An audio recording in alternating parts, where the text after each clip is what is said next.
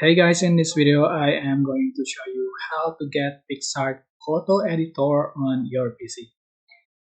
Alright, for those of you who don't know that's a busy person of the Picsart apps, we can use the Picsart apps on PC, suitable for those of you who like to work on project on a PC. So how do you get it? And here I use a PC with Windows 11, and if you are the same as me, you just click on the start menu here and select Microsoft Store,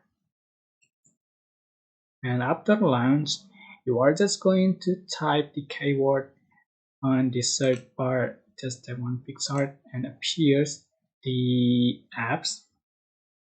So you can find the get button here, just click it and I have clicked it. So just starting to download. It takes a long time. I'm afraid the video is too long. So after this you will find the open button here. Just click it to open the app.